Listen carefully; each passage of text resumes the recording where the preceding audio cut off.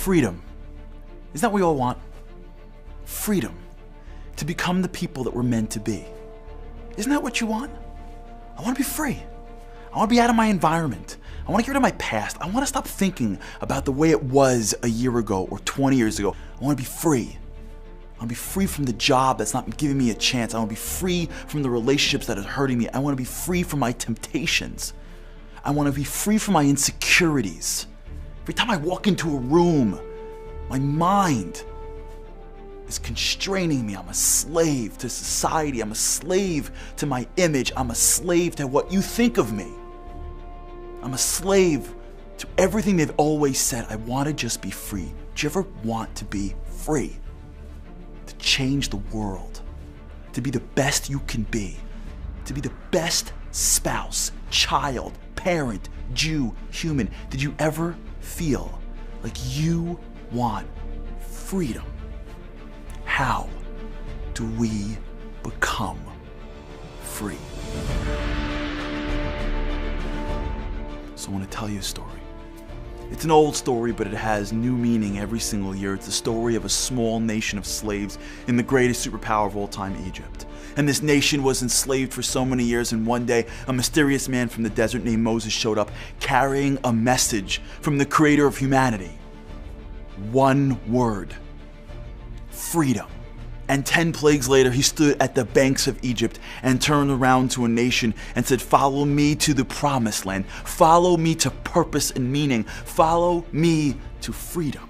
How many people followed him? 100% of the people? No. Half the people? No. A quarter of the people? What he had was a small percentage, 20% left. 20% of the people followed Moses out. 20% of the people took the message of freedom. How? Because what is freedom? You see, we mistake freedom. We think that freedom is a right. We think that it's a privilege. We think that it's a gift. We're sitting around and waiting for those thoughts to go away. We're sitting around and waiting for my temptations to disappear. We're sitting around and waiting for the moment we can sleep less and work harder and crawl and climb to the finish line. We're sitting around and waiting for our boss to realize who he has. We're waiting for our kids and our spouses and the community to realize the things that we're waiting for and to give it to us freedom the way we see it.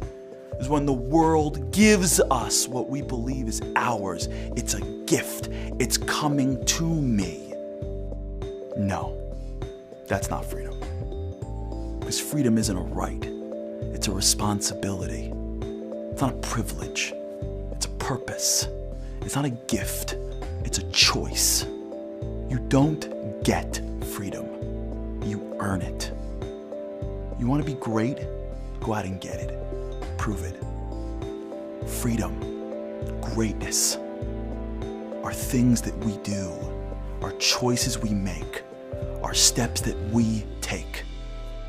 Because in between Egypt and our promised land is a desert. God put the desert in front of the Jews to teach them the lesson that there's nothing that I can give you that's going to make you free. There's nothing that I can grant you or bestow upon you that's going to make you you. The only way you become you is when you rise, when you grow, when you change.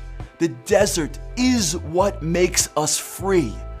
Our ability to push, our ability to climb, our ability to go through pain, that's what the freedom is. The desert is what makes us free because it makes us great. Greatness is whether you're willing to come out of your Egypt and to go through your desert. No one can give that to you. But once you choose it, you taste it. God told the Jewish people, I can't make you free. You have to make yourselves free. I will open the door, but you walk through. And for most of them, they said, no, thank you. Too hard. And for most of us, it's been the same answer 2,000 years later. Passover is where God gives us the clue for how to be free. Freedom is your choice. Freedom is your responsibility, no one else. Choose it.